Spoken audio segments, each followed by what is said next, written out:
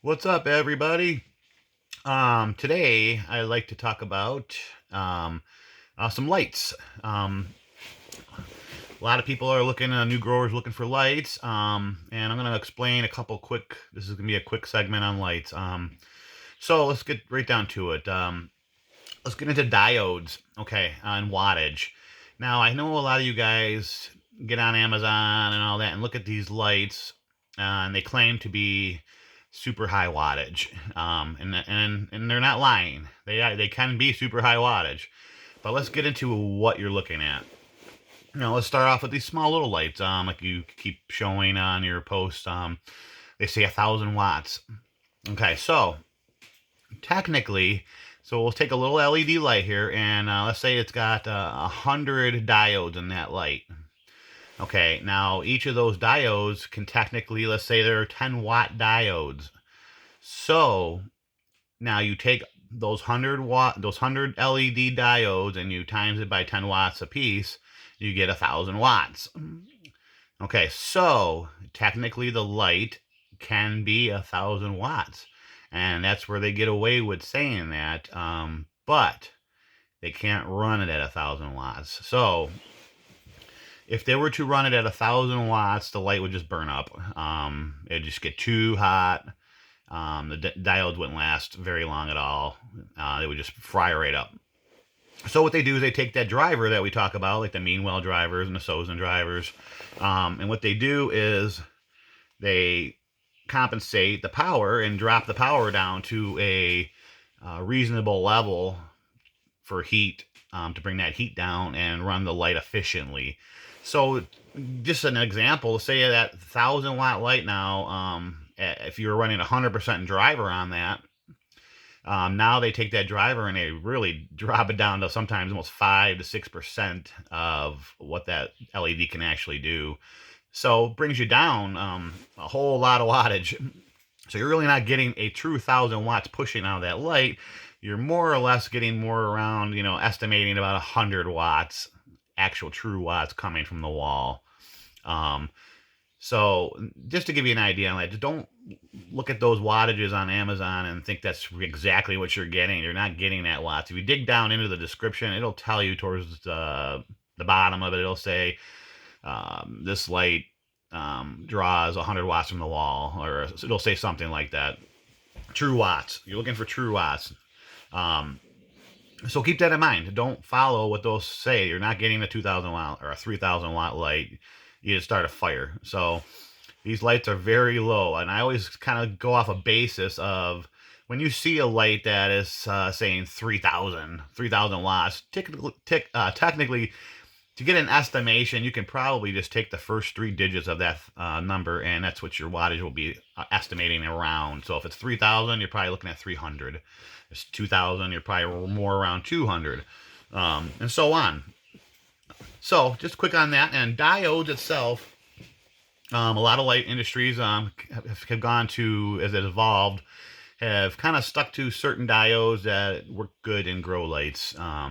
So you got your like the Samsung diodes, which are fantastic, and they got the 2835s, which those were originally the really good ones for a while, and they still use them in a lot of the lights. They run good. They're nice and bright, but as you know, the LEDs get better. They got the new ones now and the newer ones that are coming out. But keep an eye out for the LM301Bs or the LM301Hs, which are basically almost the same diode, both the same brightness. I think the H is just more termed for horticulture, but in efficiency wise, in the test it showed that it was a trickle difference between the 301B and the 301H. So those are the two diodes to look out for right now. And Samsung's coming out with some new explosive one that's coming out, so we'll have to wait and see what that looks like. So, but that gives you an idea on diodes. Keep an eye on those diodes. Those are the three main ones that a lot of the light companies are using right now, and they stand up. They work. So let's get into the different kinds of lights now. There's lots of companies, that make lights. So let's get into ones. We got the metal halide lights. These are old school. People still use them though.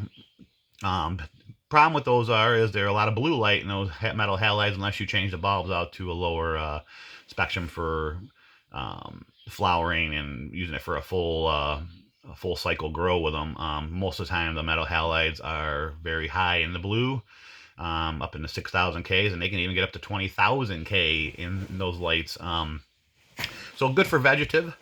They get hot. Metal halides get hot too, so you got to wash out your heat with those. Um, Good lights though for vegging, unless you change the bulbs out.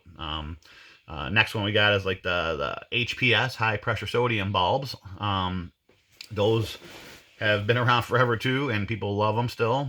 They're hot, and but they have a great spectrum on those.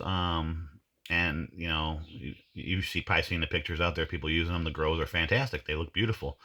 But again, there's heat. You got a lot of heat in those, and between the metal halide and the high pressure, you have chances for those bulbs exploding because they are pressurized bulbs. So if something goes wrong, they do have a lot of stuff now for safety features on that, so they don't start too much of a fire going on. They kind of put themselves out real quick, but they do have a chance of exploding. So you do have to watch out for those bulbs, and be careful with them. We got the CFL now, your fluorescent style bulbs, your T5s. There's all kinds of CFLs.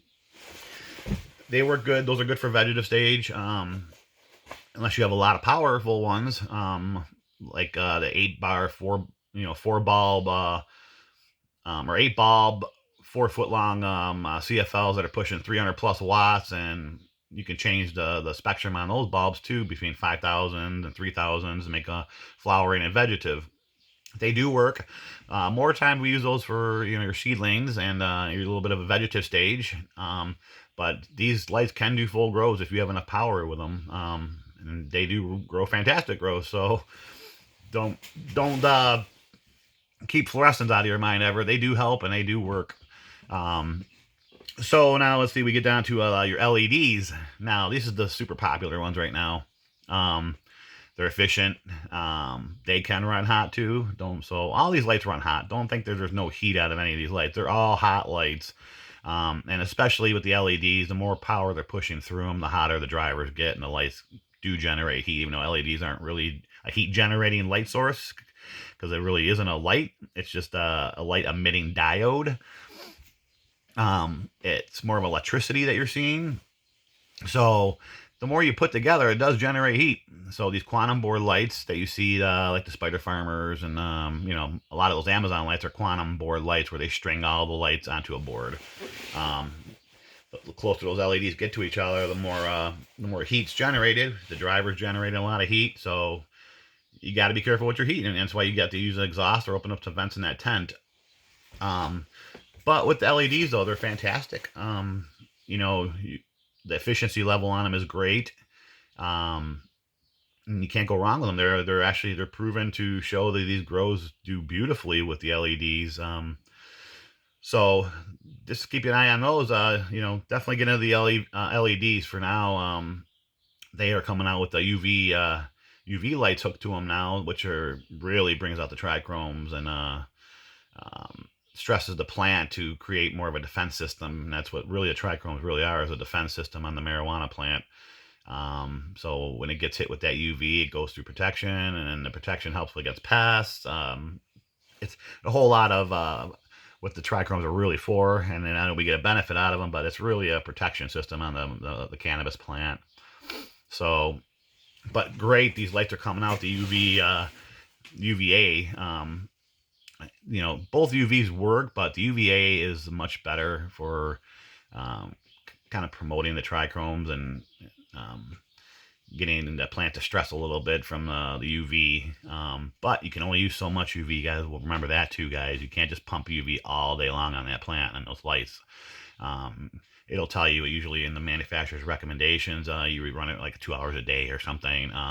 You cannot run UV all day long, these powerful extra UV lights, not the ones that these little diodes are throwing in these quantum boards. I'm talking true UV.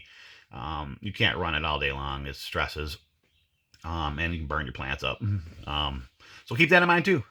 Great lights out there. They all do their purpose and they all do work. Just we got to remember, like some of the lights, like the CFLs, you got to get more power. They usually run very weak, so you need more power to run a full grow with CFL fluorescent lighting. Um, so PPFD. That's really, when you're looking at these lights, your PPFD is that how much power is coming down on top of those plants and it's spreading and the footprint. Um, so you want that PPFD to be really high in that tent, especially on the walls. You want around 400 to 500 PPFD on the walls, and then that number obviously greatly increases as we get to the center point of the tent. As the light spreads out, there's always going to be somewhat of a hot spot that spreads. So you want to look for that high PPFD. And I always tell people that are growing, like if you got a 3x3 tent, make sure you buy the light that has a 3x3 footprint for flowering. If you get it in vegetative and it's you get a 3x3 tent and you bought a 3x3 vegetative light, then when you get into flowering, you're gonna lose a foot all the way around easy. You're gonna get down to for 3x3 vegetative will turn into a 2x2 flower. A 4x4 veg will turn into a 3x3 flower. So you got to keep that in mind. I always tell people with these tents to buy your light to fit the flower. You don't Veg don't need much light, so you're always going to have bigger lighting on the veg cycle. It's always brighter, it's higher up in the air, the light, so you're going to have a wider spread of light.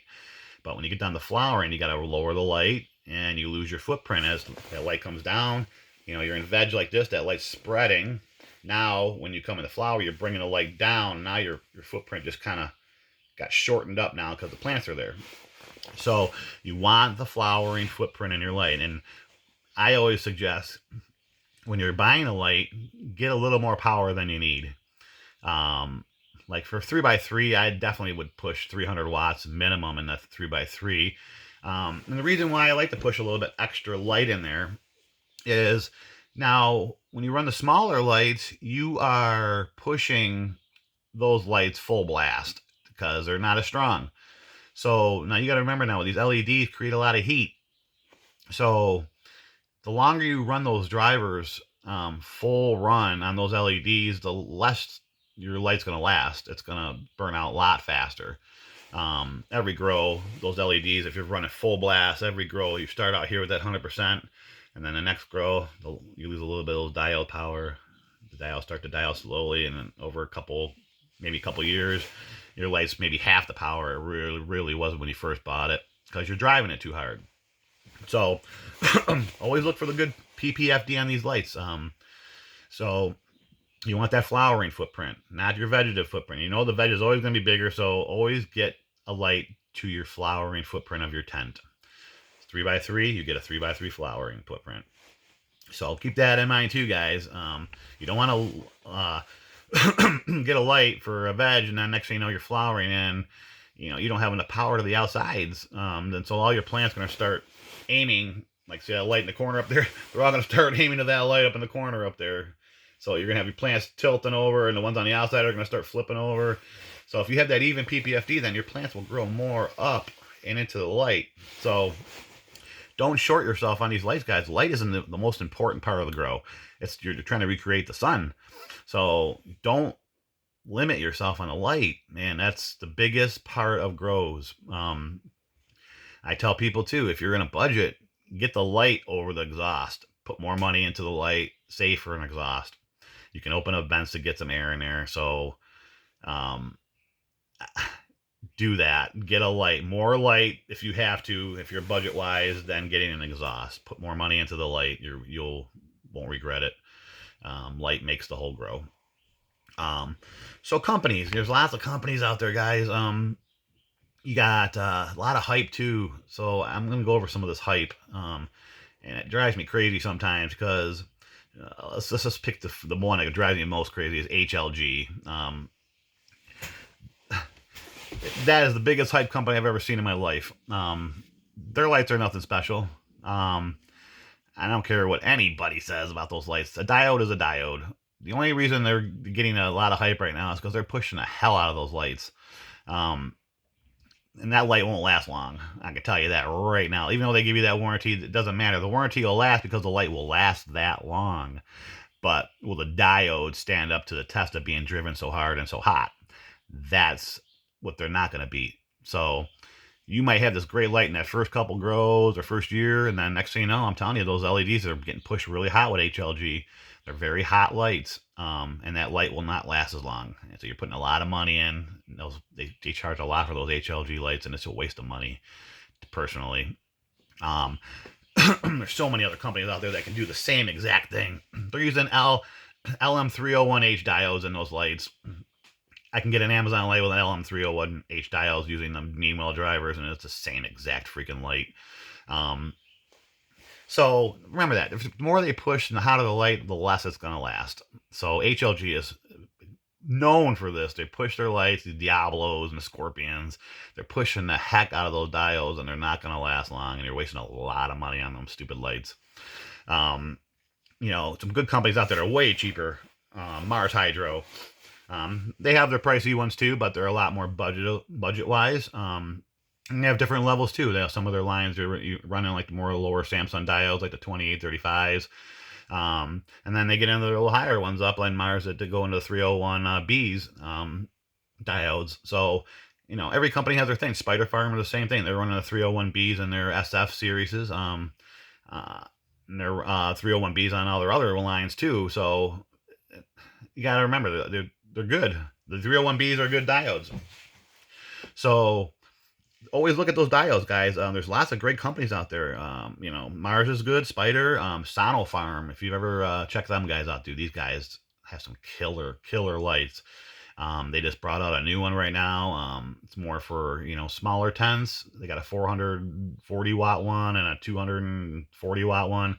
But they have built-in UV dimmers on them with the UV dimmers, and these lights are killer. Check out Sono Farm, awesome company.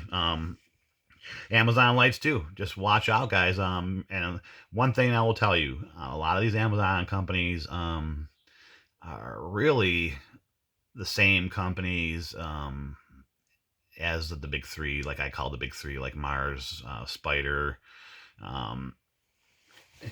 Bloom Spec. They're sister companies. Bloom Plus is probably one of the sister companies. All these companies that you see, they're running almost the same diodes, same lights almost, are a lot of times the same sister company, just running different budgets and bringing in the names up on some of these lights. It's a chain, and they've been doing it a long time, and they're making money at it. So they just keep bringing out these lights, charging really cheap for them, and they'll slowly, if you notice, they'll start bringing the prices up on all these off brands that you think are off brand lights, but they're really their lights. So they know what they're doing. So again, guys, I'm hoping I'm giving you guys some valuable information on lighting. Don't believe the hype, guys. If a light said it's an LM301B and another company is using an LM301B, they're both going to be the same diodes. It's just, how much power are they pushing through the diode? And you don't want that. You rather have a nice efficient diode driver going. Your light will last longer. And like I said before, I always push a little bit more power than I need because I can bring the dimmer down on my light. And that's important. So like say if I'm running 400 watts in my 3x3 tent, that would probably be a little bit of much wattage in there. So, now you're running, if I was running full blast on that 3x3 at 400 watts, if I brought that driver down to like even 70%, I've dropped probably 100 watts of power now. Now I'm down to where I should be. But the big difference is that now you've dropped the power in your driver down and your LEDs. So you're still getting the wattage power for that LED. If you bring the driver down, you're still getting that same brightness. You're dropping the wattage, the light's going to last longer. The LEDs will last a lot longer. Your driver won't be pushed as hard. Everything will last longer if you get a little bit more power than you need and bring the dimmer down. So that's a great tip I've been telling people for years. Don't limit your power. Get more power than you need. Bring it back. Because it works out great too in the long run too. If you jump up to a bigger tent, then you have a light that has a little bit more power. So you can bump them up, get another light, put that light in another tent, and you got, a good powerful light for 2 tents. So don't limit yourself on light, guys. That's all I gotta say. Like I said, I hope I helped you guys out a lot, and if you have any questions, just hit me up. You know where I'm at. So have a great day, guys, and happy growing, and we'll talk to you real soon.